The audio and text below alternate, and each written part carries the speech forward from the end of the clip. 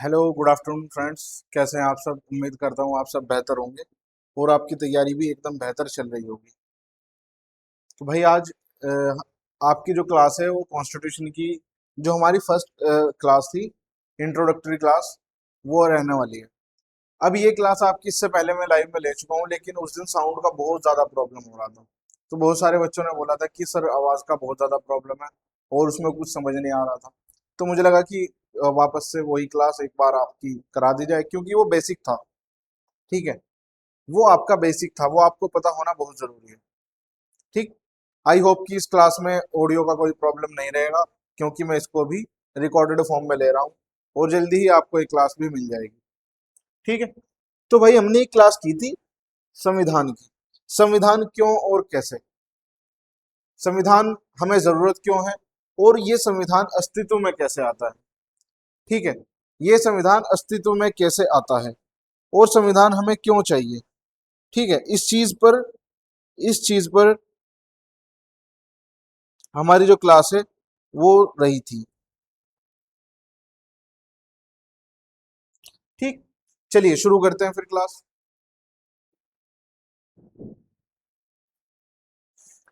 अब आप इस क्लास में आप सीखने क्या वाले हैं? इस क्लास में आप सीखेंगे कि संविधान किसे कहते हैं और यह समाज को क्या देता है। संविधान किसे कहते हैं और ये समाज को क्या देता है, इसको आप ऐसे समझे। सबसे पहले, आप किसी चीज को क्यों मानेंगे? आप किसी चीज को क्यों मानेंगे? आप किसी भी चीज को क्यों मानेंगे? ठीक है, आप अपने फादर साहब की भी बात मानते हैं, अपने पिताजी की बात मानते हैं, तो उसके पीछे भी आपका कुछ ना कुछ हिडन मोटिव रहता है कि मुझे इनसे ये चाहिए, मुझे इनसे वो चाहिए। या तो रेस्पेक्ट में मानेंगे। दो चीज हो सकती है, एक तो रेस्पेक्ट और दूसरा गिव एंड टेक, कि कुछ लेंगे कुछ देंगे, उस वजह से आप बात मानते हैं। सपोज करें आपका कोई बिजनेस पार्टनर है, आप साथ में मिलकर के बिजनेस करते हैं, तो आप एक दूसरे की बात क्यों मानते हैं? क्योंकि वहां पर कॉमन चीज है, प्रॉफिट।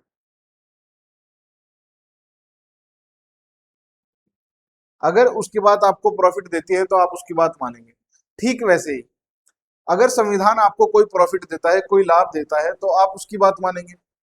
ठीक है, आप उसकी बात मानेंगे, नहीं तो आप संविधान की क्यों मानेंगे? फिर दूसरी चीज, भाई आप संविधान की मान रहे हैं, वो तो मैंने समझ लिया कि ये आपको क्या दे रहा है, कुछ ना कुछ दे रहा है, इसलिए आप संविधान की बात मान रहे हैं। लेकिन मैं संविधान की क्यों मानूंगा? क्या ये मुझे भी कुछ दे रहा है? मैं संविधान की क्यों मानूंगा? क्या मुझे भी कुछ संविधान देता है? ठीक है, संविधान इसी तरह से समाज को क्या देता है। अगर समाज को कुछ देगा तो ये समाज संविधान की मानेगा, संविधान को मानेगा, तो ये समाज संविधान को मानेगा। ठीक है, इतनी बात आपको समझ आ रही है? तो इस चीज का जवाब भी आपको मिलेगा। ठीक है। फिर संविधान समाज में शक्ति का बंटवारा कैसे करता है? किन लोगों के पास शक्ति होगी, ये शक्ति किस किस को मिलेगी, इसका बंटवारा संविधान कैसे करता है, वो भी हम देखने वाले हैं। ठीक है, वो भी हम देखेंगे। सही। फिर आगे, भारत का संविधान कैसे बना और उसकी सत्ता किस बातों पर टिकी है। भारत का संविधान कैसे बन रहा है और उसकी सत्ता किन बातों पर टिकी है, यानी वो संविधान अभी तक कैसे खड़ा हुआ है। अगर आप देखें, हमारे साथ में ही पाकिस्तान का संविधान बना, नेपाल का संविधान था, ठीक, श्रीलंका का संविधान था, बांग्लादेश का संविधान था। तो ऐसी क्या चीज थी कि वो सारे संविधान कोलैप्स कर गए, वो सारे संविधान कोलैप्स कर गए और भारतीय संविधान अभी भी खड़ा है, लाइक ए लिविंग डॉक्यूमेंट, एक जीवंत दस्तावेज की तरह। लिविंग डॉक्यूमेंट, एक जीवंत दस्तावेज की तरह अभी भी भारत का संविधान खड़ा हुआ है। तो हम इसको जीवंत दस्तावेज क्यों बोलते हैं? ठीक है, वो सब बातें आप इस लेक्चर में जानेंगे। ठीक है, वो सब बातें भी आप इस लेक्चर में जानेंगे। सही है, बताइए जल्दी से, बताइए जल्दी से,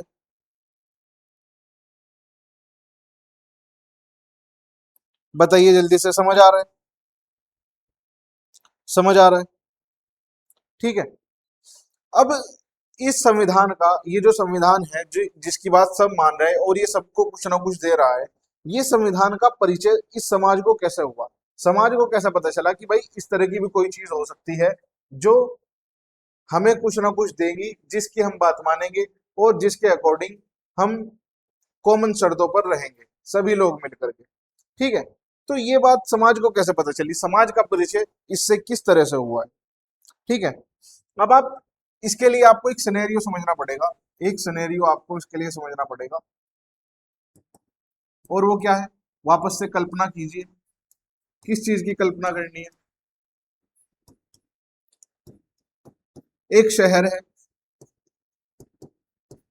एक शहर है, कोई भी शहर मान लो आप, एक शहर है जिसमें कोई कानून नहीं है, नो लॉ, कोई कानून नहीं है, नो राइट्स, कोई अधिकार नहीं है किसी को,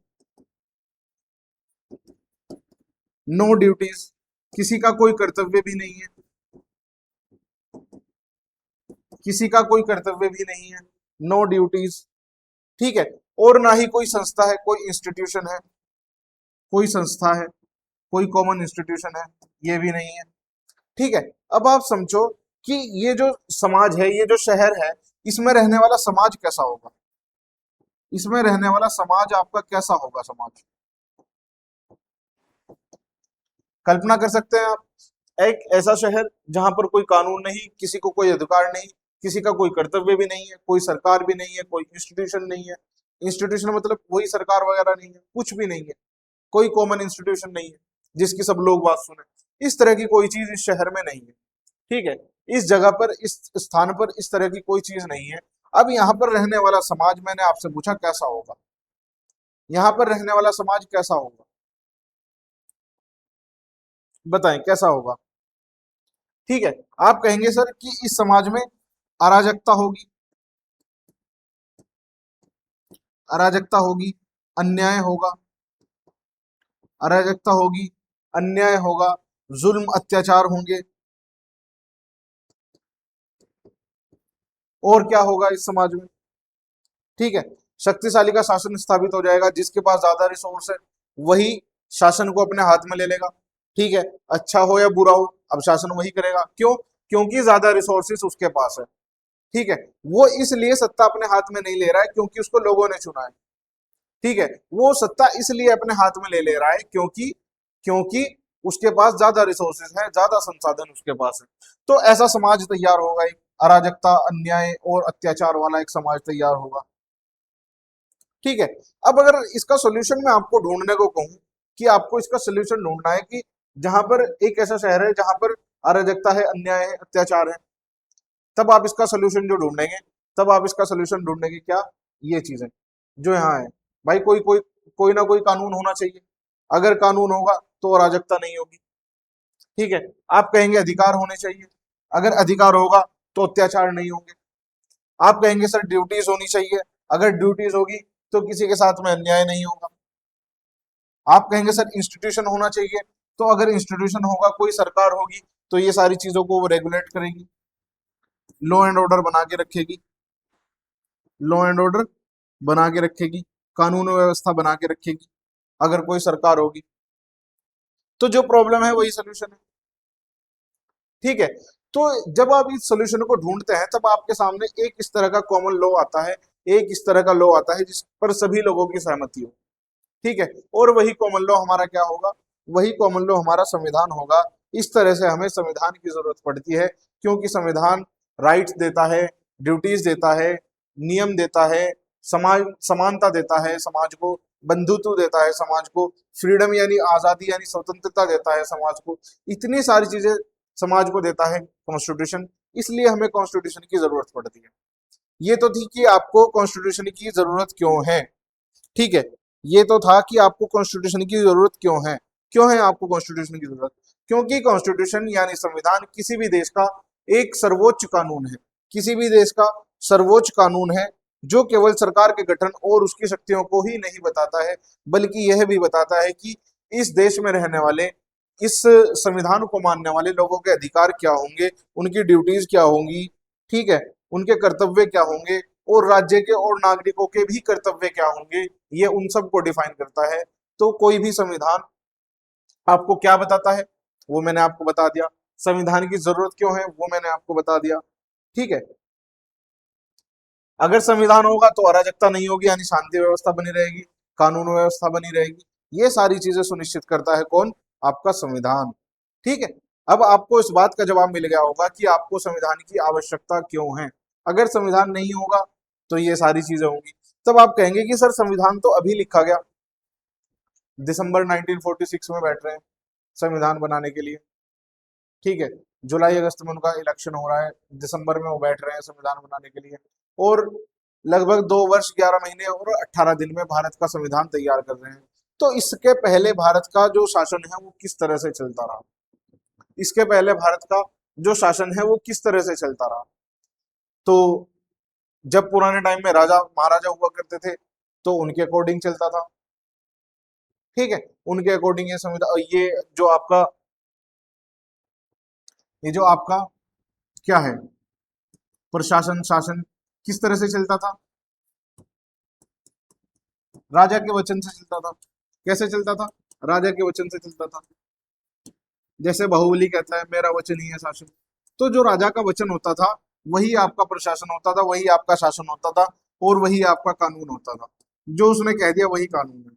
उसी के अकॉर्डिंग, उसी कानून के अकॉर्डिंग शासन होगा, उसी कानून के अकॉर्डिंग प्रशासन होगा, लेकिन होगा वही जो राजा कहेगा। जो राजा कहेगा होगा वही। ठीक है, होगा क्या? जो राजा कहेगा। अब जो राजा कह रहा है हो रहा है वही। ठीक है, यहां तक बात आपको समझ आ रही है? अब आपको एक चीज आपके दिमाग में आएगी कि सर लोग इस राजा की बात क्यों मान रहे हैं? इस राजा की बात लोग क्यों मान रहे हैं? वाई? क्यों मान रहे हैं इसकी बात राजा की? क्योंकि ये राजा है इसलिए मान रहे हैं? नहीं, ये राजा है इसलिए इसकी बात नहीं मान रहे। इसकी बात की कोई वैधता है, कोई प्रमाणिकता है। तो इसकी बात को वैध किसने किया है? इसकी बात को वैध किसने किया है? ठीक है, तो उसके लिए कई चीजें आती हैं। उसके लिए कई चीजें आती हैं। जैसे जैसे बताएं आप।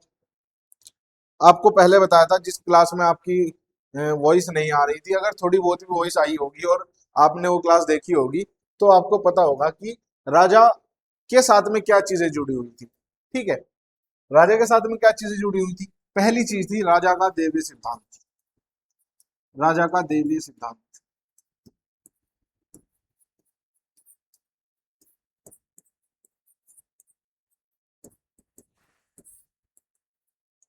राजा का देवी सिद्धांत। अब ये सिद्धांत क्या कहता है? राजा का देवी सिद्धांत क्या कहता है? ये सिद्धांत कहता है कि राजा अपनी मर्जी से राजा नहीं है। ठीक है, समझ रहे हैं? राजा अपनी मर्जी से राजा नहीं है, बल्कि वह तो भगवान की मर्जी से राजा है। राजा कौन है? राजा है भगवान का प्रतिनिधि। राजा कौन है? भगवान का प्रतिनिधि है। ठीक है, इसीलिए अगर आप राजा की बात मानते हैं और आप राजा की बात नहीं मानते हैं, अगर तो आप राजा की बात मानते हैं तो आप अपने धार्मिक कर्तव्यों का पालन कर रहे हैं। अगर आप राजा की बात नहीं मानते हैं तो आप अपने धार्मिक कर्तव्यों का पालन नहीं कर रहे हैं। तो राजा को सीधे देवता से जोड़ दिया है। राजा को सीधे देवता से जोड़ दिया है। दूसरी चीज, रीति रिवाज। मैंने आपसे पूछा कि आप इसकी बात क्यों मानते हैं, इसकी बात क्यों मानते हैं? तब आप कहेंगे कि सर मेरे जो घर वाले हैं, मेरे जो बड़े बुजुर्ग थे, मेरे बड़े बुजुर्ग थे, दादा परदादा, वो ये कहते थे कि हमें ये बात माननी है। तो तब से हमारे यहाँ पर ये बात चली आ रही है कि हम लोग ऐसा करते हैं, ये जो फलाल हैं हम इन्हीं की बातें मानते हैं। ठीक, बड़े बुजुर्ग। ठीक है, चली आ रही परंपरा। आप अपनी परंपराओं की वजह से ऐसा कर रहे हैं। आपके बड़े बुजुर्ग राजा को मानते थे, राजा को राजा मानते थे। ठीक है, राजा की बात माना करते थे वो। राजा का कहना एकदम ब्रह्मवाणी मानते थे वो, कि भगवान की वाणी है, ब्रह्मवाणी है जो राजा ने बोल दिया। रीति रिवाजों से बंधे हुए हैं लोग। ठीक है, रीति रिवाजों से लोग बंधे हुए हैं। ठीक, फिर धर्म और धार्मिक ग्रंथ। सबसे बड़ी बात, इससे भी बड़ी बात कौन सी है? धर्म और धार्मिक ग्रंथ। धर्म और धार्मिक ग्रंथ।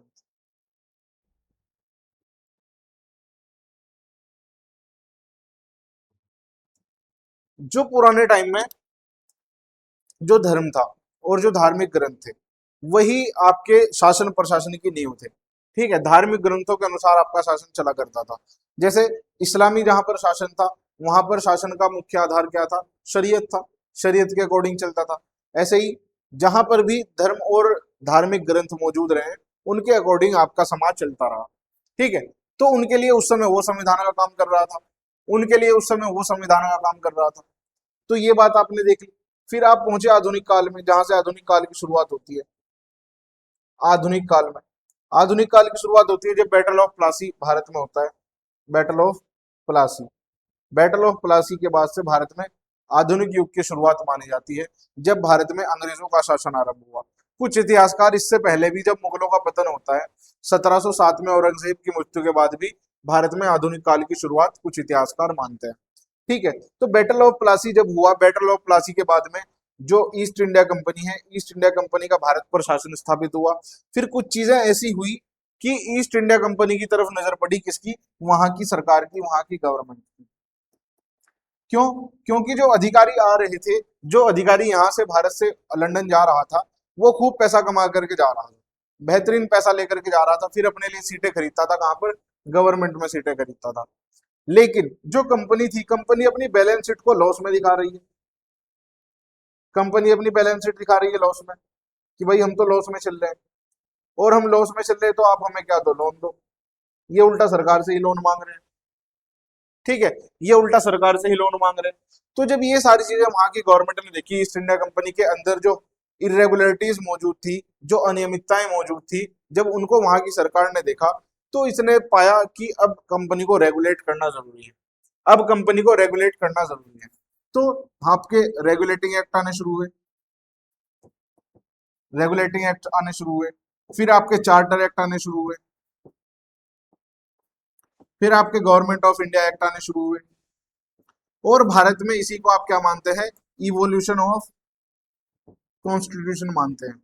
इवोल्यूशन ऑफ कॉन्स्टिट्यूशन मानते हैं, यानी भारत में संविधान का विकास। आप इन्हीं चीजों को मानते हैं कि अब ये भारत में संविधान का विकास हो रहा है, क्योंकि नियम कानून अब लिख करके आ रहे हैं, नियम कानून अब लिखित फॉर्म में आ रहे हैं।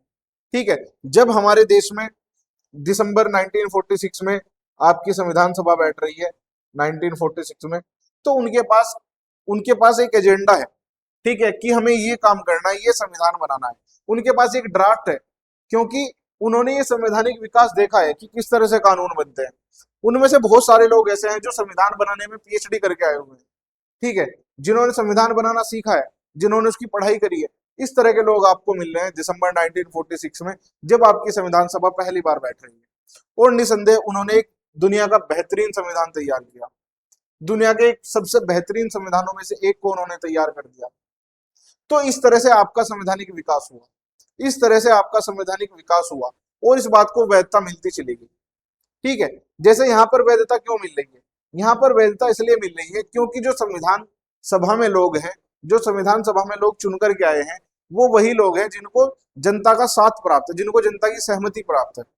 ठीक है, जैसे जैसे जवाहरलाल नेहरू है, सरदार वल्लभ भाई पटेल है, डॉक्टर भीमराव अंबेडकर है। इस तरह के लोग हैं जो आपके फ्रीडम फाइटर रहे, आपके स्वतंत्रता सेनानी रहे। ठीक है, जिन पर लोग ट्रस्ट करते हैं। ठीक है, और केवल एक धर्म के लोग, केवल एक जाति के लोग, क्या केवल पढ़े लिखे लोग या केवल अनपढ़ लोग ये संविधान नहीं बना रहे। ये संविधान में जो संविधान सभा आपकी बैठ रही है, एक गुलदस्ते की तरह है।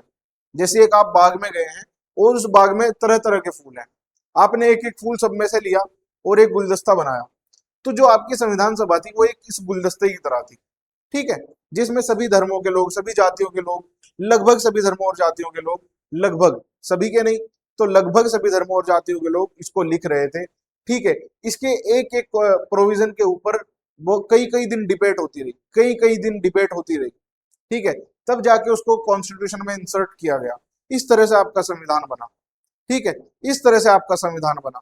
तो ये तो थी आपकी कॉन्स्टिट्यूशनल जर्नी, कि किस तरह से आपने ये एक संवैधानिक यात्रा तय की है। अब आपको जो बेसिक्स हैं थोड़े से वो देखने, जैसे संविधान के कार्य क्या है, संविधान को लोग मान क्यों रहे हैं, वो सारी चीजें अब आपको इस लेक्चर में देखनी है। तो मैंने आपको एक ओवरव्यू दे दिया कि इस लेक्चर को हम कैसे तैयार करने वाले हैं, इस लेक्चर को हम कैसे पढ़ने वाले हैं। ठीक है भाई, चलिए सबसे पहले संविधान क्या है? संविधान कुछ बुनियादी नियमों का समूह है जिसके आधार पर राज्य समाज का शासन चलाता है। ठीक है, कुछ बुनियादी नियमों का समूह है जिसके आधार पर राज्य समाज का शासन चलाता है। सरकार के गठन और उसकी शक्तियों को तय करता है कौन? संविधान। नागरिकों के मौलिक अधिकारों की रक्षा करता है कौन? संविधान। अधिकार अधिकतर देशों में लिखित दस्तावेज होता है जिसमें अपवाद है आपका इंग्लैंड, यहाँ पर अलिखित है। तो ये जो आपका कॉन्स्टिट्यूशन है ये कहना चाह रहा है कि ये क्या है, ये एक सेट है, सेट ऑफ रूल्स है, यानी नियमों का एक सेट है, कुछ बुनियादी नियमों का एक सेट है, जिसको आपने क्या बोला है, कॉन्स्टिट्यूशन बोला है। और ये जो कॉन्स्टिट्यूशन है ये फर्दर दो तरह का है, एक आपका रिटन है यानी लिखित है, और एक आपका नॉन रिटन है यानी अलिखित है। एक आपका रिटन है और एक आपका नॉन रिटन है। रिटन के एग्जाम्पल आप ले सकते हैं जैसे भारत का संविधान, जैसे अमेरिका का संविधान। नॉन रिटन में आप ले सकते हैं जैसे इंग्लैंड का संविधान। नॉन रिटन का मतलब क्या है कि ऐसा नहीं है कि ये कहीं पर लिखा हुआ नहीं है, कहीं पर लिखा हुआ नहीं है।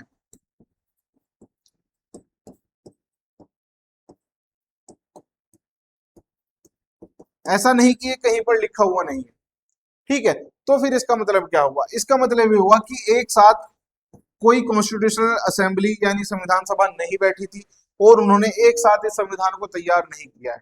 तो फिर ये संविधान कैसे तैयार हुआ है, ये तैयार हुआ है थ्रू इवोल्यूशन। इसका इवोल्यूशन हुआ है। कैसे इवोल्यूशन हुआ है, according to the needs of society.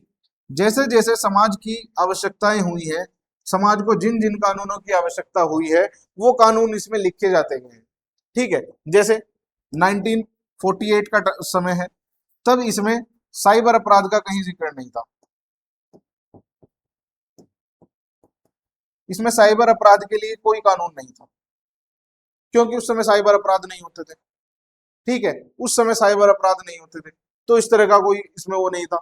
अब अगर साइबर अपराध हो रहे तो इन्होंने साइबर अपराध से रिलेटेड कोई कानून बनाया, उस कानून को संविधान के तहत बनाया और उसमें उसको इंसर्ट कर दिया कि संविधान की ये वाली धारा साइबर अपराध के बारे में बात करेगी अब से, ये उन्होंने वहां पर लिख दिया। तब आप कहेंगे कि सर ये बात तो हमारे यहाँ रिटर्न वाले में भी नहीं थी जो लिखा गया है, लेकिन हमारे यहाँ पर कॉन्स्टिट्यूशनल अमेंडमेंट का प्रावधान किया गया है। एक बार तो संविधान लिख दिया, संविधान कंप्लीट हो गया, लेकिन उसमें एक विंडो खोल दी, ठीक है।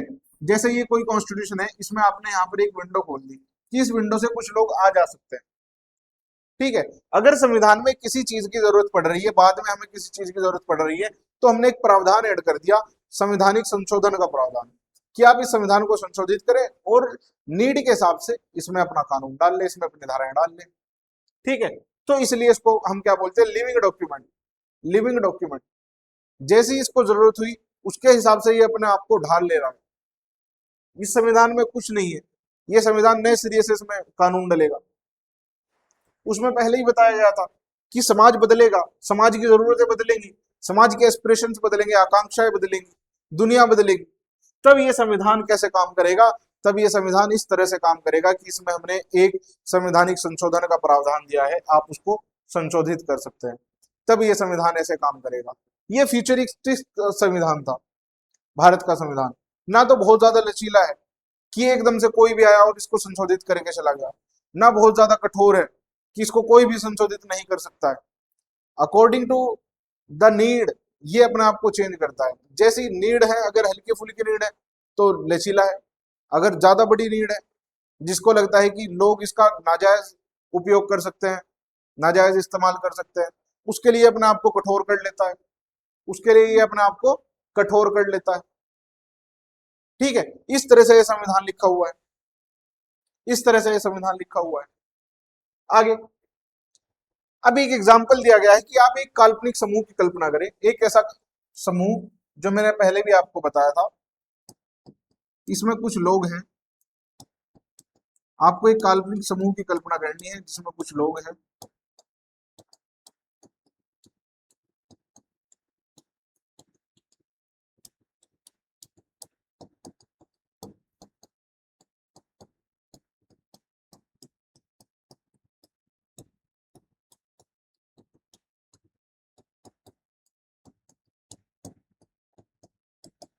ठीक है। ये आपने कोई काल्पनिक समूह की कल्पना करी जिसमें कुछ लोग हैं जो विभिन्न समूह के हैं, ठीक है, यानी इनके धर्म अलग अलग हैं, धर्म अलग अलग है, इनकी जाति अलग अलग है, इनकी आय अलग अलग है, ठीक है, इनका विचार अलग अलग है, इनके विचार अलग अलग हैं, इनके व्यवसाय अलग अलग हैं, यानी इनमें कुछ भी कॉमन नहीं है, ये सब अलग अलग लोग हैं। ठीक है, इन ये विभिन्न धर्मों के लोग, विभिन्न जातियों के लोग हैं, विभिन्न आय के लोग, विभिन्न विचारों के लोग और विभिन्न व्यवसायों के लोग हैं। ठीक है, लेकिन इनको इनको एक दूसरे के साथ रहना है, इनको एक दूसरे के साथ रहना है।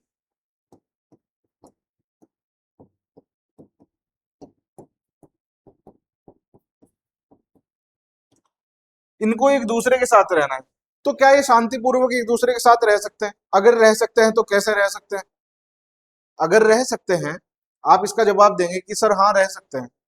ठीक है, तो किस किस तरह से आप ये एक दूसरे के साथ रह सकते हैं? कोई म्यूचुअल अंडरस्टैंडिंग होगी, कोई आपसी समझ होगी इनकी।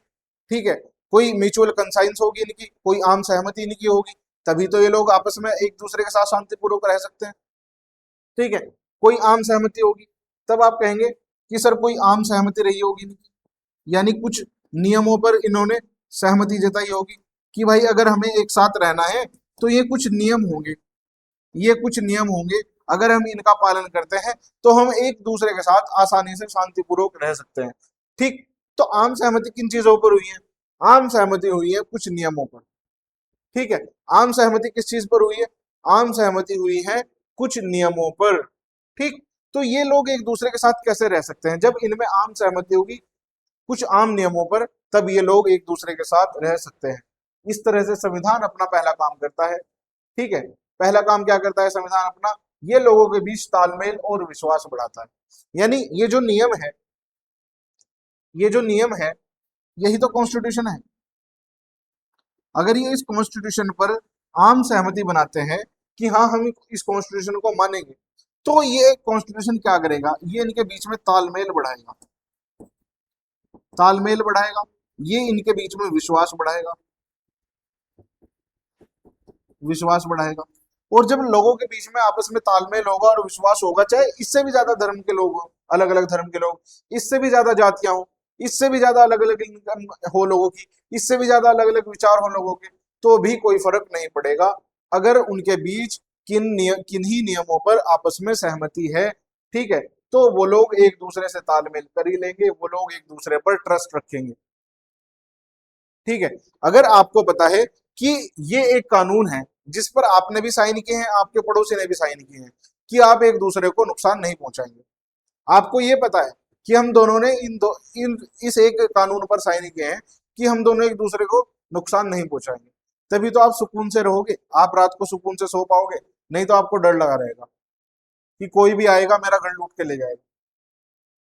ठीक, तो तालमेल और विश्वास कैसे होगा? तालमेल और विश्वास देगा ये कॉन्स्टिट्यूशन।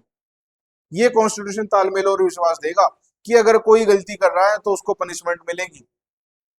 ठीक है, और पनिशमेंट के डर से वो गलती नहीं करेगा। तो विश्वास रहेगा लोगों का किसके ऊपर? कॉन्स्टिट्यूशन के ऊपर, एक दूसरे के ऊपर। तो ये लोगों में तालमेल बढ़ाता है, ये लोगों में विश्वास बढ़ाता है, ये लोगों में तालमेल और विश्वास बढ़ाता है।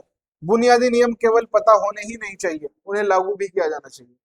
अब सोचिए आपकी इस तरह के जो नियम है जो लिख दिए, जिन पर आम सहमति हो गई, लेकिन उन्हें कोई लागू ही नहीं कर रहा है, अगर उनका वायलेशन हो रहा है, उनका उल्लंघन हो रहा है, तो कोई पूछने वाला ही नहीं है, तो क्या लोग उस संविधान को मानेंगे? उन बुनियादी नियमों को मानेंगे? आप कहेंगे सर बिल्कुल नहीं मानेंगे, मानना भी नहीं चाहिए। अगर कोई कॉन्स्टिट्यूशन, कोई संविधान इतनी भी पावर नहीं रखता कि वो अपने आप को इन्फोर्स करा सके, वो अपने नियमों कानूनों को लोगों को मनवा सके, तो उसको लोग क्यों मानेंगे? बिल्कुल नहीं मानेंगे। तो यहाँ वही बात कही गई है कि बुनियादी नियम केवल पता होना काफी नहीं है, उनको लागू भी करना चाहिए। उन नियमों को न्यायालय में लागू करने की गारंटी होती है, तभी सबको एक दूसरे पर भरोसा होता है। जब पता हो कि इन नियमों को लागू कराने के लिए कोई एक एजेंसी है, कोई एक एजेंसी है जो इन नियमों को लागू कराएगी अगर कोई इनका पालन नहीं करता, जैसे सुप्रीम कोर्ट है अभी भारत में। लोगों को पता है कि सरकार आपके अधिकारों का उल्लंघन नहीं कर सकती, अगर करेगी तो सुप्रीम कोर्ट बैठा हुआ है, अगर करेगी तो सुप्रीम कोर्ट बैठा हुआ है। ठीक है, अगर करेगी तो सुप्रीम कोर्ट बैठा हुआ है। तो इनको क्या होगा? इनको नियमों पर भी भरोसा होगा, इनको सुप्रीम कोर्ट पर भरोसा है, इसलिए ये लोग नियमों पर भरोसा कर रहे हैं, इसलिए लोग आपस में भरोसा कर रहे हैं एक दूसरे के ऊपर। ठीक, इस समाज के सदस्यों में एक न्यूनतम समन्वय और पारस्परिक विश्वास बना रहता है। जब इस तरह की चीजें होंगी तो समाज के जो सदस्य हैं उनके बीच में आपस में समन्वय बना रहेगा और पारस्परिक विश्वास भी बना रहेगा। ठीक है, आगे चलते हैं। बुनियादी समन्वय और विश्वास स्थापित करना, यही संविधान का पहला काम। क्या कि वो लोगों के बीच में बुनियादी समन्वय और विश्वास स्थापित करता है, समाज के सभी सदस्यों के लिए स्वीकार्य बुनियादी नियमों का एक समूह उपलब्ध कराता है। इन नियमों से समाज में एक न्यूनतम समन्वय और परस्पर विश्वास सुनिश्चित करता है। नियमों को कानूनी रूप से लागू करने की व्यवस्था इस विश्वास को मजबूत बनाती है। ठीक है, तो ये हो रहा आपके संविधान का पहला काम कि वो लोगों के बीच में बुनियादी समन्वय और विश्वास स्थापित करेगा। अगर वो ऐसा करता है, अगर वो ऐसा करता है, अगर कॉन्स्टिट्यूशन ऐसा करता है, ऐसा करता है, तो ही लोग उसको मानेंगे, तो जनता उसको मानेगी। इस तरह से संविधान का पहला काम क्या हो जाता है कि वो अगर उसको अपनी मनमानी है जनता से, तो वो क्या करे, लोगों के बीच में एक बुनियादी समन्वय स्थापित करे, लोगों के बीच में एक ट्रस्ट बिल्ड करे। अगर ऐसा नहीं कर पाता तो जनता उसको नहीं मानेगी, अगर कॉन्स्टिट्यूशन ऐसा कर रहा है तो जनता उसको मानेगी। तो संविधान का पहला काम क्या हो जाता है, ये हो जाता है। आगे चलते हैं। फिर फिर लोग इस संविधान को क्यों मानेंगे, लोग इस संविधान की क्यों मानेंगे। अगर ये सवाल हो आपसे कि संविधान ने, ये कॉन्स्टिट्यूशन लिखा गया और उसने कहा है कॉन्स्टिट्यूशन ने कि जो मोदी जी हैं, मोदी जी देश के पीएम होंगे,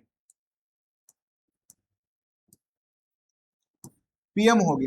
अब जनता क्यों मानेगी,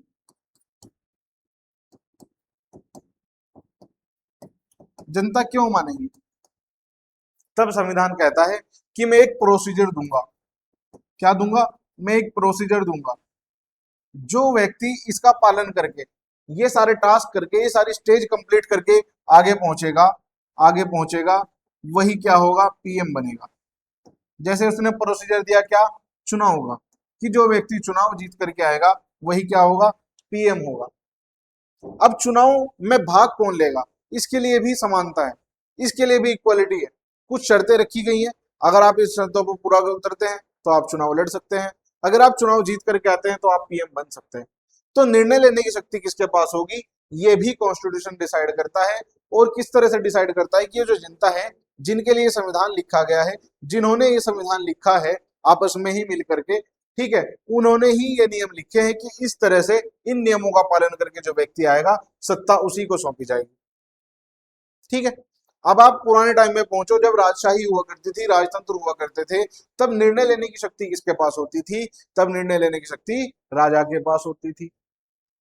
राजतंत्रों में निर्णय लेने की शक्ति किसके पास होती थी, राजा के पास होती थी। जबकि कुछ संविधानों में केवल एक पार्टी को यह शक्ति दी गई है, जैसे पुराना सोवियत संघ यानी यूएसएसआर का संविधान, आज के चाइना का संविधान, वहां भी एक ही पार्टी को यह शक्ति दी गई है।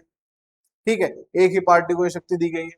या फिर भारत जैसा मल्टी पार्टी कंट्री, जहां पर बहुदल है, मल्टी पार्टी, मल्टी पार्टी, यहां पर काफी सारी पार्टियां हैं।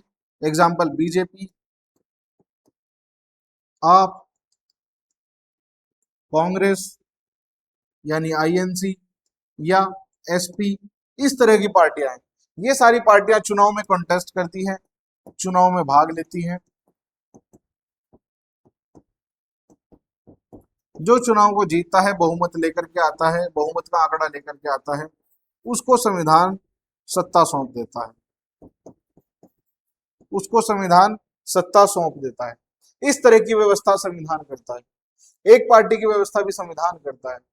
ठीक है, संविधान में ये बातें कही गई हैं, संविधान ये आपकी क्या कर रहा है भाई, इस तरह की व्यवस्थाएं कर रहा है। लोकतांत्रिक संविधानों में मोटे तौर पर जनता प्रत्यक्ष रूप से निर्वाचित प्रतिनिधियों के माध्यम से, भारत में अधिकतर कानून कौन बनाती है, संसद बनाती है। संसद को ये पावर किसने दी है, संविधान ने दी है। कैसे, इस तरह से, इस तरह से मल्टी पार्टी सिस्टम एक है, उसमें से जिस पार्टी को चुनाव में बहुमत मिलता है वो सत्ता हाथ में लेती है अपने और संसद में बैठती है। संसद में सारी पार्टियां बैठेगी, लेकिन इनमें सत्ता किसके हाथ में होगी, जिसको बहुमत मिला हुआ है, और वही निर्णय लेगी, वही निर्णय लेगी। यानी संसद निर्णय लेती है, भारत में निर्णय लेने की शक्ति किसको दी गई है? संसद को दी गई है। और इसके गठन की प्रक्रिया भी बताई गई है संविधान में कि संसद का गठन किस तरह से होगा, उसकी प्रक्रिया क्या होगी, वो भी संविधान ने साफ साफ बताया है। वो भी संविधान ने साफ साफ बताया है। ठीक है, वो भी संविधान ने साफ साफ बताया है। ठीक है, समझ आ रहा है यहां तक? समझ आ रहा है यहां तक? आगे बढ़ते हैं। फिर निर्णय लेने की शक्ति का वितरण करना, ये संविधान का दूसरा काम है। वही जो पीछे बता करके आया हूं, उसी की आगे स्लाइड दी गई है कि दूसरा काम संविधान का क्या है कि जो निर्णय लेने की शक्ति है उसका वितरण करे, उसका वितरण करे। संविधान स्पष्ट करता है कि समाज में निर्णय लेने की शक्ति किसके पास होगी। यह तय करता है कि सरकार का गठन किस प्रक्रिया से होगा। ठीक है, उदाहरण, भारतीय संविधान में कानून बनाने की मुख्य शक्ति संसद को दी गई है और इसमें सरकार के गठन की प्रक्रिया भी दी गई है कि चुनाव के माध्यम से सरकार का गठन होगा। फिर चुनाव में कौन कौन एलिजिबल होगा उसके लिए भी बताया गया है, कौन कौन एलिजिबल होगा। ठीक है, कौन कौन एलिजिबल होगा उसके लिए भी बताया गया है कि कौन एलिजिबल होगा। ठीक है, कौन एलिजिबल होगा उसके लिए भी बताया गया है। ठीक है, समझ रहे हैं? समझ रहे हैं? ये था आपके संविधान का दूसरा काम। फिर आप सबके दिमाग में आएगा, जैसे एनसीईआरटी वाले बच्चे के दिमाग में आया। ठीक है, एनसीईआरटी में जो बच्चा दिया रहता है ना एक साइड में, वो अटपटे अटपटे सवाल पूछता है। ठीक है, तो ये उसने एक सवाल पूछा कि पहले तो आपने एक राक्षस तैयार किया, पहले आपने एक राक्षस तैयार किया, इसको बहुत सारी ताकत दे दी, बहुत शक्तिशाली बना दिया।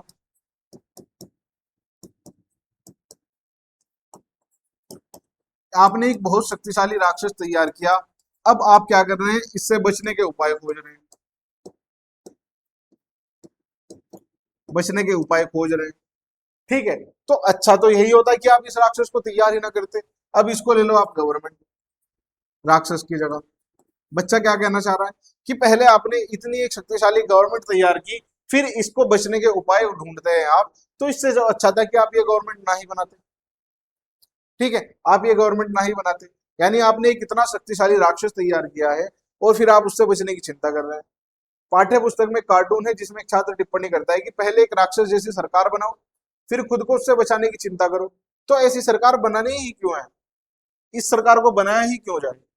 ठीक है, तब तब अब भाई अगर आप इसको शक्तिशाली ना बनाओ सरकार को, तो इसकी सुनेगा कौन? ठीक है, इसकी सुनेगा कौन? लेकिन अगर शक्ति पा करके ये सरकार अपनी मनमानी करने लगे, जैसे अभी आपने आंदोलन देखा, ठीक है, आपने अभी हो रहा छात्र आंदोलन देखा, सरकार को बहुत ज्यादा पावरफुल बना रखा है। ठीक है, जो जरूरी भी है। अगर सरकार अपना काम करेगी तो उसके लिए उसको पावरफुल होना भी चाहिए।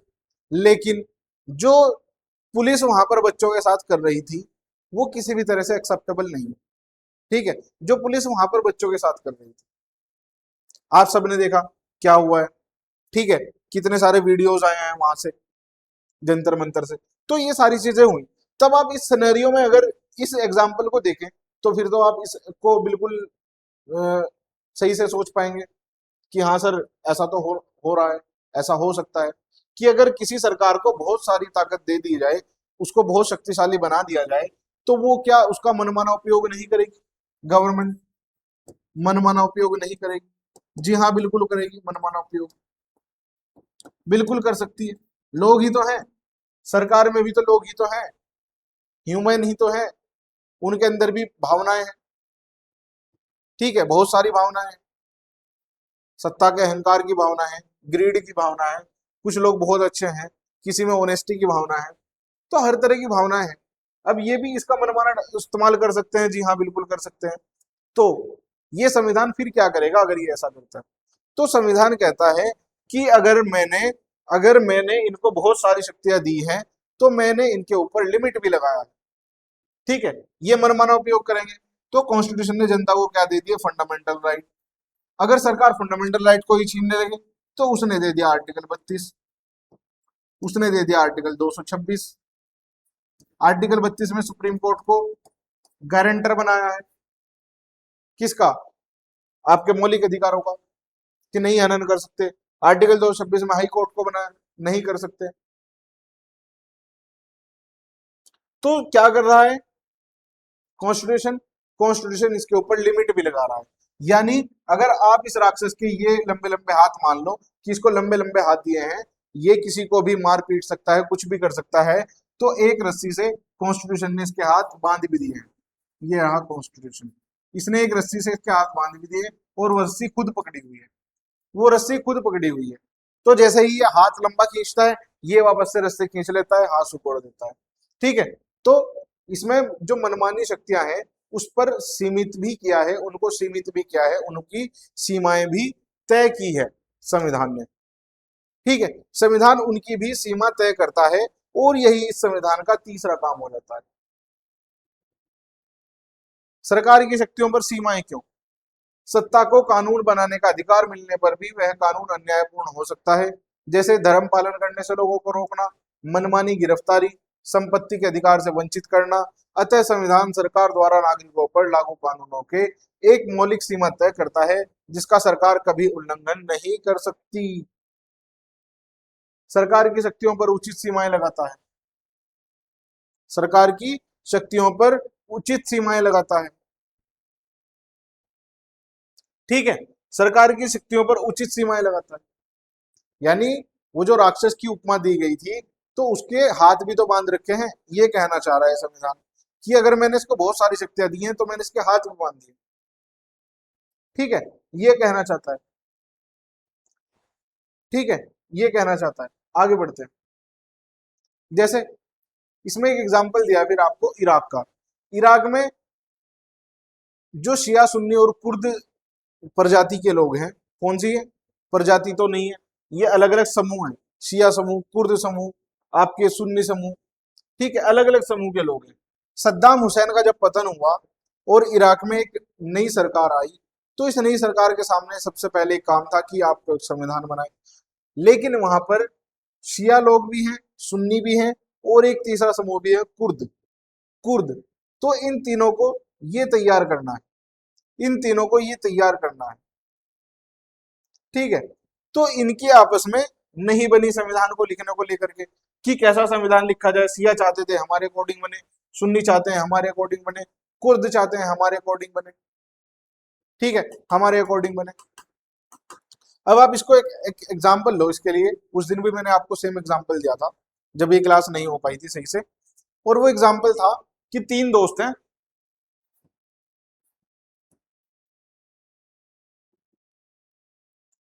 तीन दोस्त हैं, ठीक है, जिनमें से एक के पास कलम है, एक के पास कलम है, दूसरे के पास क्या है, पेपर है, और तीसरे को लिखना आता है।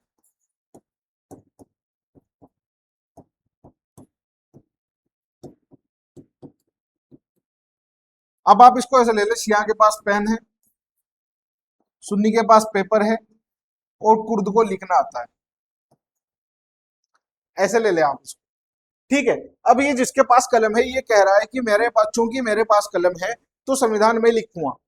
तो पेपर वाला कह रहा है कि भाई लिखेगा कहाँ, माथे पे लिखेगा मेरे, पेपर तो मेरे पास है। ठीक है, पेपर तो मेरे पास है, मैं लिखूंगा संविधान क्योंकि पेपर मेरा है।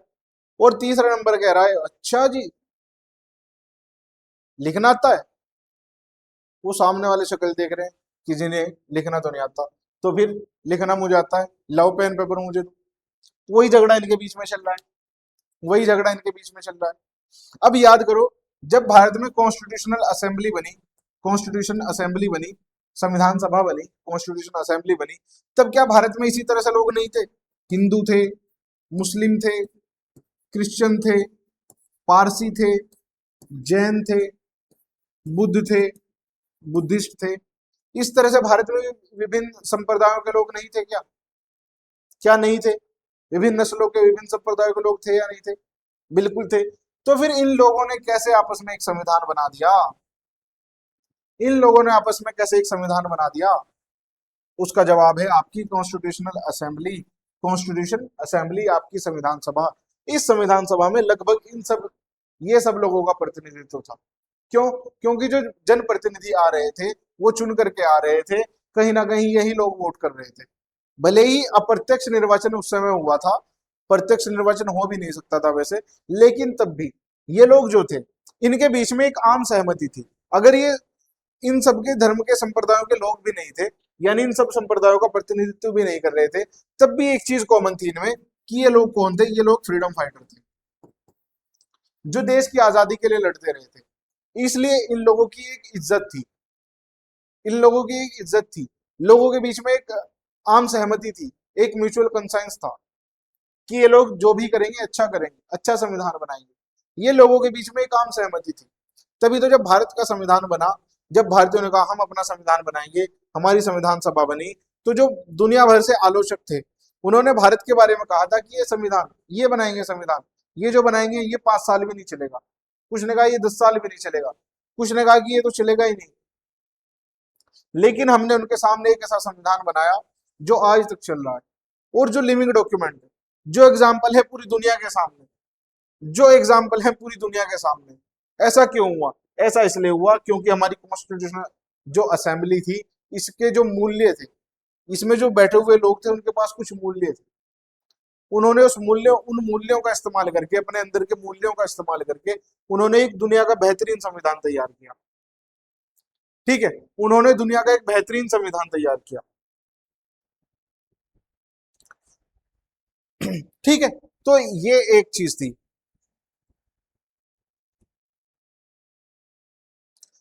फिर संविधान का आपका सामने चौथा जो काम है वो आता है, और वो है समाज की आकांक्षाएं और लक्ष्यों को पूरा करना।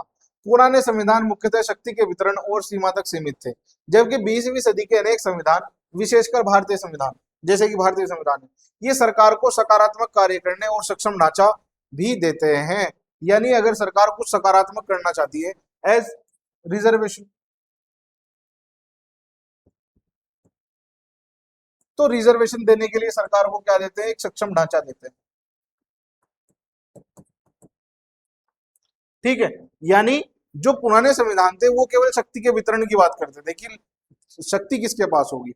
ठीक है, लेकिन जो मॉडर्न डे कॉन्स्टिट्यूशन है, जो आज के संविधान है, जैसे कि भारत का संविधान, वो सरकार को सकारात्मक कार्य करने का एक ढांचा भी प्रदान करता है। जैसे अगर सरकार को अपने लोगों को, सारे लोगों को मेन स्ट्रीम में लाने के लिए कुछ लोगों को रिजर्वेशन देना है, तो सरकार दे सकती है।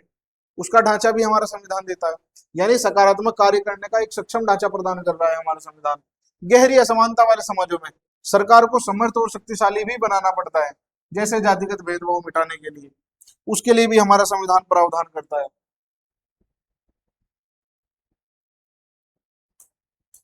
ठीक है, इस तरह से आपके सामर्थ्य देने वाले प्रावधान इन संविधानों में किए गए हैं। जैसे दक्षिण अफ्रीका का संविधान है, यहाँ पर सरकार को पर्यावरण संरक्षण बढ़ावा देने का अधिकार दिया गया है। अन्यायपूर्ण भेदभाव से व्यक्तियों और समूहों की रक्षा हेतु कदम उठाने का अधिकार दिया गया है। आप सबको पता है कि भेदभाव का अड्डा था साउथ अफ्रीका, दक्षिण अफ्रीका। गांधी जी एक केस लड़ने गए थे, ठीक है, और कितने सालों तक वहां पर रहे, भेदभाव के खिलाफ लड़ते रहे। तो जब इन लोगों ने अपना संविधान बनाया, तब इन्होंने, जो सरकार थी, अपना इतिहास देखते हुए कि हमारे यहाँ एक भेदभाव का एक बहुत लंबा और पुराना इतिहास रहा है, उसके लिए इन्होंने वहां की सरकार को ये पावर दी है कि वो भेदभाव को समाप्त करने के लिए या भेदभाव से लोगों की रक्षा करने के लिए कुछ कदम उठा सकती है। सभी को पर्याप्त आवास और स्वास्थ्य सुविधाएं उपलब्ध कराने का प्रावधान ये संविधान करता है, सरकार को ये पावर देता है। फिर इंडोनेशिया का एग्जाम्पल दिया गया है, जहां पर सरकार की जिम्मेदारी है कि राष्ट्रीय शिक्षा व्यवस्था बनाए रखे और उसको संचालित करे। यानी एक बेहतरीन राष्ट्रीय शिक्षा बन जो है उसको बनाए, उसका प्लान बनाए और उसको संचालित करे, गरीब और अनाथ बच्चों की देखभाल सुनिश्चित करे, और ये भी संविधान का दायित्व है। ठीक है, सामाजिक कल्याण हेतु सरकार को स्पष्ट शक्तियां दी गई है। सामाजिक कल्याण के लिए अब सरकार को स्पष्ट शक्तियां दी जा रही है। ये प्रावधान आपके संविधान कर रहे हैं, मॉडर्न डे कॉन्स्टिट्यूशन। ठीक है, फिर राष्ट्र की बुनियादी पहचान है। संविधान किसी समाज की सामूहिक पहचान को अभिव्यक्त करता है। बुनियादी नियमों और सिद्धांतों पर सहमति से हम एक मूलभूत राजनीतिक पहचान बनाते हैं, हमें एक नैतिक पहचान भी देता है। ये सारी चीजें संविधान करता है। ये सारे के सारे उसके कुछ नैतिक काम है। राष्ट्र की बुनियादी की पहचान करना संविधान का पांचवा और सबसे महत्वपूर्ण काम। संविधान के माध्यम से ही किसी समाज की सामूहिक इकाई के रूप में पहचान होती है। ठीक है, अब एग्जाम्पल वो वाला याद करो जब मैंने आपको बहुत सारे लोगों का एक समूह बना करके दिखाया था। ये रहा। ठीक है, अगर इनको एक कॉमन पहचान देनी है, तो इन लोगों को एक कॉमन पहचान देने का काम करता है, एक कॉमन आइडेंटिटी देता है आपका संविधान। और वो कॉमन आइडेंटिटी क्या है? जैसे दे दी सिटीजन ऑफ इंडिया, ये सब लोग क्या है? भारत के नागरिक हैं, सिटीजन ऑफ इंडिया। ये एक कॉमन आइडेंटिटी दे दी है, कॉमन पहचान दे दी है। किसने दी है? संविधान ने दी है।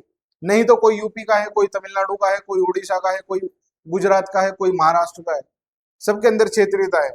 लेकिन एक यूनिटी, एक यूनिट, एक इकाई के रूप में कौन प्रदर्शित करता है? हमारा संविधान हमें एक इकाई के रूप में प्रदर्शित करता है जब वो एकल नागरिकता का प्रावधान करता है।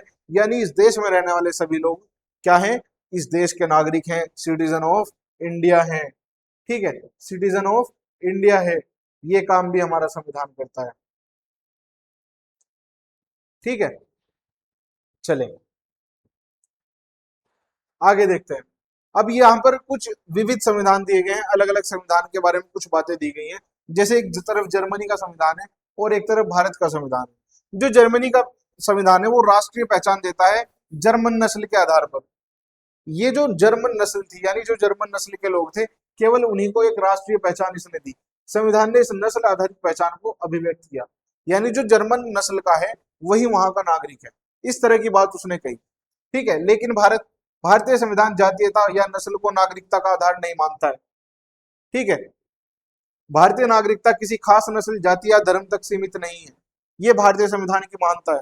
जब मैं आपको कहता हूं कि दुनिया के बेहतरीन संविधानों में से एक को उन्होंने तैयार किया, हमारे फ्रीडम फाइटर्स ने या हमारे संविधान सभा के सदस्यों ने, तो ये बात कहां तक सच है कि जर्मनी जैसा लोग, जहां पर हमारे जैसे भारत जैसे देश में लोग बैठकर जर्मनी को एक आइडियल मानते हैं, लेकिन वहां का संविधान भी क्या बात करता है?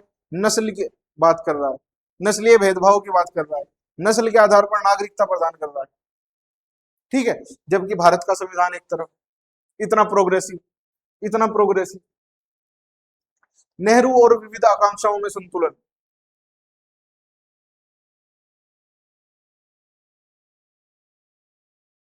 ठीक है, तो यहां पर नेहरू और विविध आकांक्षाओं में एक संतुलन दिया गया है। ठीक है, ये इतना इंपॉर्टेंट आपके लिए नहीं है। तो संविधान के 5 प्रमुख कार्य हमने वो देख लिए हैं, ये वही सारे दिए गए हैं। यूरोप का असफल संवैधानिक प्रयास, इसमें एक दिया है एग्जाम्पल कि जो यूरोपीय संघ के लोग, यूरोप है, सारे यूरोप ने मिलकर के एक संविधान बनाना चाहा, लेकिन सबकी जो आइडेंटिटीज थी, आइडेंटिटी क्लैश की वजह से वो संविधान नहीं बन पाया। तो यूरोप में ये असफल था रहा संविधान का प्रयास कि पूरी यूरोप के लिए एक संविधान बने, वो प्रयास आपका असफल हो गया। उसका एक एग्जाम्पल आपको दिया गया है। फिर संविधान की सत्ता दी गई, यानी 3 प्रश्न, संविधान क्या है, कितना प्रभावी है, क्या संविधान न्यायपूर्ण है, ये सारी बातें जिसके मैं आपको जवाब सबके दे चुका हूं। इनके सबके जवाब आपको इस डिस्कशन में मिल चुके हैं। अब इसके अलावा और क्या है इसमें? एक सफल संविधान की क्या पहचान है, वो मैं आपको बता दिया कि भारत का संविधान सफल है। तो क्यों सफल है, क्या क्या इसमें बातें हैं जिसकी वजह से ये सफल है। इराकी संविधान, ताश के पत्तों का महल इसको कहा गया है, वो बता दिया शिया सुन्नी कुर्द वाला। संस्थाओं को संतुलित रूपरेखा, ये एक इंपॉर्टेंट है। संस्थाओं को संतुलित रूपरेखा, जो संविधान संस्थाओं को एक संतुलित रूपरेखा देता है। जैसे भारत का संविधान है, इंडियन कॉन्स्टिट्यूशन है, इंडियन कॉन्स्टिट्यूशन है, तो इंडियन कॉन्स्टिट्यूशन क्या बात करता है? सेपरेशन ऑफ पावर की बात करता है, एसओपी की बात करता है, जिसमें आपकी एक तरफ क्या है, एक तरफ आपकी क्या है, आपकी बताएं, विधायिका, क्या बोलते हैं विधायिका को इंग्लिश में? लेजिस्लेटिव। एक तरफ आपकी एग्जीक्यूटिव है जिसको आप कार्यपालिका बोलते हैं, एक तरफ आपकी जुडिशरी है जिसको आप न्यायपालिका बोलते हैं। क्या बोलते हैं आप इसको? न्यायपालिका आप इसको बोलते हैं। तो लेजिस्लेटिव, एग्जीक्यूटिव और जुडिशरी, ये 3 आपकी है। ठीक है, इन्हीं को बोला गया है कि ये तीनों एक दूसरे से स्वतंत्र काम करेंगी और तीनों एक दूसरे काम में कोई अड़ंगा नहीं डालेंगी, लेकिन चेक एंड बैलेंस का तो काम है। ठीक है, जांच और संतुलन का काम तो है। तो ये आपका एसओपी का सिद्धांत है, सेपरेशन ऑफ पावर का सिद्धांत है कि तीनों को पावर दी गई है लेकिन तीनों को संतुलित रखा गया है। ठीक है, शक्ति के इस तरह बांटा जाता है कि कोई एक समूह संविधान को नष्ट ना कर सके। यानी अगर लेजिस्लेटिव चाहे कि मैं ऐसा कोई कानून बना दूं कि संविधान नष्ट हो जाए, तो नहीं बना सकती। एग्जीक्यूटिव चाहे तो नहीं कर सकते। जुडिशरी चाहे कि सारा कंट्रोल मेरे हाथ में आ जाए, लेजिस्लेटिव और एग्जीक्यूटिव के हाथ में कुछ ना रहे, तो वो भी ऐसा नहीं कर सकते। ठीक है, तीनों को ही अल्टीमेट पावर नहीं दी गई है, तीनों को पावर दी गई और तीनों को चेक एंड बैलेंस में रखा है, यानी जांच के दायरे में तीनों को रखा गया। भारतीय संविधान शक्ति को विधायिका, कार्यपालिका और न्यायपालिका व निर्वाचन आयोग जैसे स्वतंत्र निकायों में बांटता है।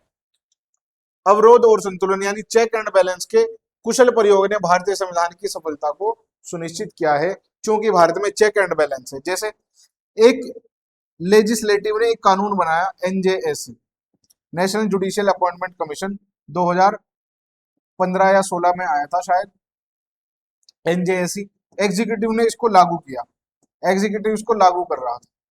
जब एग्जीक्यूटिव इसको लागू कर रहा था तब आपकी जुडिशरी आई, जुडिशरी ने इसको देखा कि भाई ये आपका जो मूल ढांचे का सिद्धांत है उसका उल्लंघन कर रहा है, इसलिए आप ये कानून नहीं ला सकते हैं। जुडिशरी ने इसको नल डिक्लेयर कर दिया। क्या है, इसको उन्होंने एकदम जीरो शून्य घोषित कर दिया। क्यों? क्योंकि ये मूल ढांचे के जो सिद्धांत है उसका उल्लंघन कर रहा था। मूल ढांचे के सिद्धांत में एसओपी को भी शामिल किया गया है, यानी शक्तियों के पृथक्करण को भी शामिल किया गया है। और ये जो नया आने वाला कानून था, ये जो नेशनल जुडिशियल अपॉइंटमेंट कमीशन यानी राष्ट्रीय न्यायिक नियुक्ति आयोग जो था, ये जो न्यायिक नियुक्तियां थी उसमें उसकी पावर लेजिस्लेटिव या एग्जीक्यूटिव के हाथ में यानी सरकार के हाथ में दे रहा था। ठीक है, जबकि भारत में सेपरेशन ऑफ पावर है, शक्ति के पृथक्करण का सिद्धांत है। तब न्यायपालिका ने इसको तोल करके देखा तो पाया कि ये एसओपी के सिद्धांत का उल्लंघन करता है और इसको जीरो घोषित कर दिया, नल घोषित कर दिया कि अब ये कानून आपका मान्य नहीं होगा। तो इस तरह से क्या है, भारत में अवरोध और संतुलन यानी चेक एंड बैलेंस का जो सिद्धांत है वो काम करता है।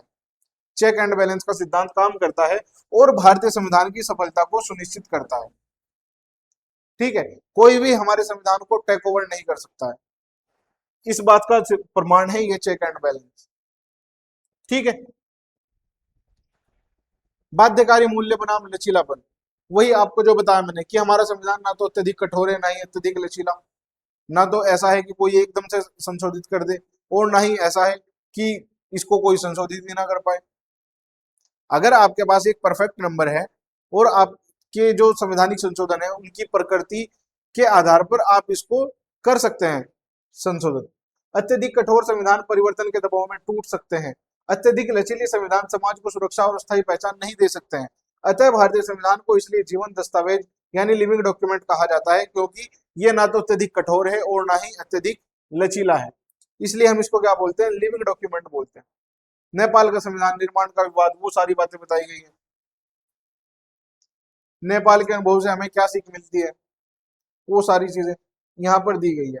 ठीक है, तो आप सबको बताएं इसका क्या हो सकता है। अब इसके कुछ शायद इसमें कुछ क्वेश्चन भी दिए गए हैं, हाँ एक बार वो भी देख लेते हैं। जैसे संविधान के अनुसार भारत में नागरिकता का आधार मुख्यतः क्या नहीं है, क्या नहीं है। अगर कोई संवैधानिक नियमों का पालन करता है तो उसको क्या नागरिकता मिल सकती है? जी हाँ, मिल सकती है। अगर संविधान ने कुछ नियम लिखे हैं कि अगर आप इन नियमों का पालन करो तो हम आपको नागरिकता दे देंगे, तो अगर आप उनका पालन करते हैं आपको नागरिकता मिल जाएगी। जी हाँ, ये तो सही है। नागरिकता का आधार मौलिक अधिकारों की स्वीकृति, देश में निवास, हाँ है। जाति, नस्ल या भेद, धर्म, इस आधार पर आपको कोई भी नागरिकता भारत में नहीं मिलेगी। अगला क्वेश्चन देखें, जाति, नस्ल या धर्म। अगला क्वेश्चन देखें, सरकार की शक्तियों पर सीमा, यह संविधान का कौन सा प्रमुख कार्य है? सरकार की शक्तियों पर सीमा, बताएं जल्दी कौन सा प्रमुख कार्य है ये? अभी सरकार के 5 कार्य आपको बताए थे।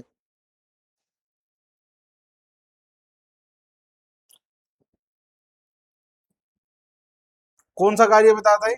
बताएं। ये तीसरा कार्य आपको बताया था। तीसरा कार्य, संविधान का तीसरा काम यह है कि वह सरकार द्वारा नागरिकों पर लागू किए जाने वाले कानूनों की सीमा तय करे। जब आपको वो एग्जाम्पल दिया था मैंने राक्षस वाला। आगे बढ़े, इराक के नए संविधान को पाठ्य पुस्तक के कार्टून में किस रूप में दिखाया गया है? ताश के पत्तों का महल, कहां पे है ताश के पत्तों का महल? अभी देखा था। तो ये आपके कुछ क्वेश्चन है जो आपके चैप्टर बेस्ड है, ये उतने इंपॉर्टेंट नहीं है, बस आपको इसलिए है कि आपने जो अभी सीखा है, आपने जो अभी कॉन्सेप्ट पढ़े हैं वो आपके माइंड में कितने रहे, वो आपके दिमाग में कितने रहे।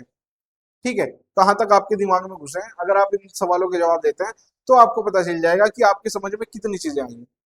ठीक है, ये मैं आपको जो पीडीएफ है वो दे दूंगा, आप इसको एक बार सॉल्व करके देखना पढ़ करके, तो आपको पता लगेगा कि हमने कॉन्स्टिट्यूशन का जो बेसिक जानना था, जो हमें कॉन्स्टिट्यूशन का इंट्रोडक्शन जानना था, अब हमने वो सीख लिया है। ठीक है, अब हमने वो सीख लिया है। अब आप इसके ऊपर जो भी लेक्चर करेंगे, सिटीजनशिप करेंगे या जो भी आप चैप्टर पढ़ेंगे, फंडामेंटल राइट पढ़ेंगे या पार्लियामेंट को पढ़ेंगे, तब आपको उसके बेसिक्स पता होंगे कि ये हमारे सामने क्या बात करता है, ये संविधान कैसे कैसे बन रहा है, क्या सिद्धांत है इसके, वो सारी चीजें आपको पता होंगी। ठीक है, तो आज की क्लास यहीं पर समाप्त करते हैं। अपने वैल्यूएबल कमेंट्स जरूर दीजिएगा कि आप इसमें और क्या सुधार चाहते हैं या और क्या हम इसमें कर सकते हैं, वो सारी बातें आप जरूर बताइएगा। ठीक है, तब तक के लिए अच्छे से पढ़ते रहिए, अपनी तैयारी को बेहतर रखिए और मिलते हैं हमारी नेक्स्ट क्लास में।